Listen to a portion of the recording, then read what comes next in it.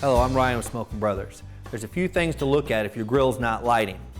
Now, one thing that we always tell our customers to check right away is if you turn on your grill and you come back outside and it hasn't caught fire, hasn't started the smoking process, you need to check a few things. The first thing to always check is the actual inside of the grill. Now in this, you want to remove all the grids, grease pan, and heat deflector shield, because since you are cooking with wood, there's going to be a buildup of ash down in your grill. So that ash can actually sit over that hot rod that's down there and cause an insulation problem. And so therefore no fresh pellets are getting to that hot rod and it's not going to light.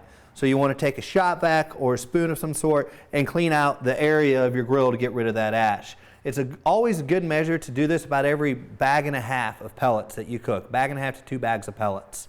Now, say you've done that. The fire pot's cleared out, it's clean, you go light it, and still nothing's happening. All right? Say you're seeing smoke, but it's not really catching fire. It's staying around 80, 90 degrees. You're seeing the smoke come out the smokestack, but not necessarily the grill itself is not increasing in temperature. What you're going to want to check is if you get down and go below, look below your grill, this fan should be moving. This fan is called the Muffin Fan. It should always be running. It should never be stopped. So if for some reason, whenever you have this grill on and it's smoking, but you don't see this fan moving, you want to take a pencil or a pen and hit that blade and get that blade to start moving. Once that blade starts moving, you're good. You're back in business, and then you're ready to start cooking. Now say you do that, you check that, and the Muffin Fan is actually working.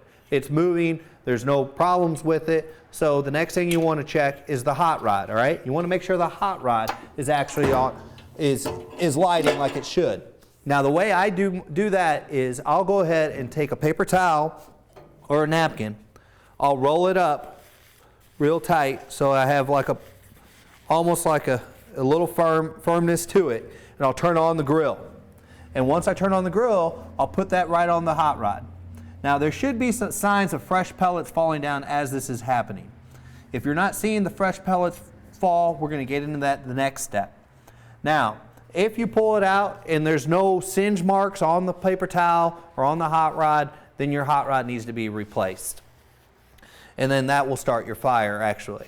Now the other thing, say you do get singe marks on it, you do get the Muffin Fan moving. Now there's one more piece of equipment to look at on why the grill cannot be working. And the simplest way to do that is to open up the hopper and look down in the hopper, and you want to make sure that the pellets haven't gotten wet, that there's no moisture down inside the pellets. Because then what that would cause would be your auger to jam, and therefore your Muffin Fan's working and your hot rod is working, but the auger has been jammed. So there's no fresh fuel getting to your hot rod to keep the fire going. So a simple way to check that is if you're to turn off the grill and you have it in the off position, and you get down here and you want to look to see if the auger motor is jammed, when you're underneath here, you want to look up here. Now you'll see, as soon as you turn on the grill, you'll see a little white fan on the back of the auger motor, this piece right here. Now, as soon as you turn on the grill, that will be spinning constantly. You'll see it spinning for about 15 seconds. Now, if you first turn on your grill, you don't see that spinning, it just sits there, and then when you turn off the grill, it will go backwards. It will spin when the grill is off. That's a sign that you have a jammed auger and you need to contact your local dealer. Or you can reach us at smokinbrothers.com, or you can call us at 1-877-GRILL-EM, and we can help you through that problem. Those are a couple quick little steps to check if you're having trouble with your grill lighting. Again, let's refresh. You want to check to make sure that your big fan is moving, because that fan should always be on constantly. All right? Then you also want to check to make sure there's no debris in your fire pot that are causing the hot rod not to light the pellets. Then you want to check to make sure the hot rod is actually lighting, that it is getting hot to ignite the pellets. And then you want to check your hopper, one, to make sure you have pellets, and two, to make sure that there wasn't moisture in the pellets. And that's how you would check to make sure your grill is going to be starting. Now, with that said, if you run through those scenarios and you're still having issues, please contact us. Do not hesitate to get a hold of us. Send us an email. It comes right to my phone, comes right to my brother's phone. We're very responsive. We try to make sure that we can get your barbecue up and going in moments time. Now, one thing you want to look at, when you first turn on your grill is going to read out the ambient temperature. Now, the ambient temperature will be 65 degrees is where we're at right now. Inside where we're at, that's about what the temperature is. Now, you'll notice there's 3 dots flashing.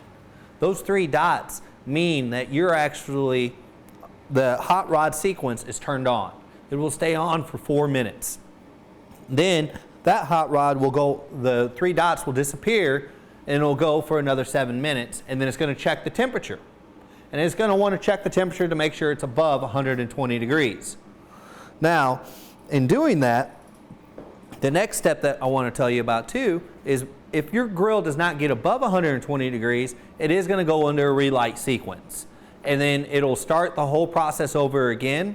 You'll see those 3 dots again, and you'll start cooking. And then after another 7 minutes, the grill will take a temperature reading, and if it's below 120 degrees, it will spit out an error code called ERL. Now, one thing I'm going to show you too is when you go to shut off your grill, you flip it to the off position. Now you have C10.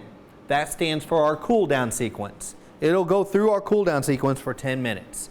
It'll go 10, 9, all the way down to 0, and then this LED light will be blank. You will not see anything. And that's the sign that it's safe for you to shut the grill, put the cover on, and get ready to cook next time. Now, I mentioned ERL earlier, which is called Aran Lighting. That's what that code means. Now, what that code does, what we have it built into our control board to where the temperature will drop below 120 degrees. This can happen several different ways. Say you're outside and you're cooking on your grill and you had the lid open, you sauce things, you're like, oh my, I forgot to bring out my sauce. So you run inside, leave the grill open, all right? Well, that grill is going to keep on cooking and keep on blowing the air out. All your heat is escaping from it because you are cooking with a convection grill. So this sensor is going to drop in temperature and it's going to read out the lower temperature. If it gets below 120, your grill is going to go to a relight sequence if it hasn't already. And if it has already, it will actually read ERL. Then that could be your problem for the ERL happening, that you actually had the grill open too long. Now, the other reasoning for an ERL code could be, say you were smoking, you had it set on the smoke setting, and that grill was smoking for 2-3 hours, and you come outside and it's reading ERL. Well, one other issue that could cause that, you have a P5 sequence. All of our grills have a number sequence to them, 0 through 15. Now, the higher the number, the longer the auger remains off before it turns on to drop pellets into the fire pot on the smoke setting. So the higher the number, the longer off time for the auger to drop pellets in. What this means is that there's a chance for that fire to actually go out in the fire pot. And when that fire goes out and drops fresh pellets in there, it's not going to be able to light those pellets because there's no ambers in there to keep those pellets going. So when you're on the smoke setting, if your P setting is too high, there's a chance that you may see an ERL code. How you fix that is you turn your grill off and turn it back on. That resets the ERL code. Also, then what you're going to want to do is look at the P setting, see where you're at.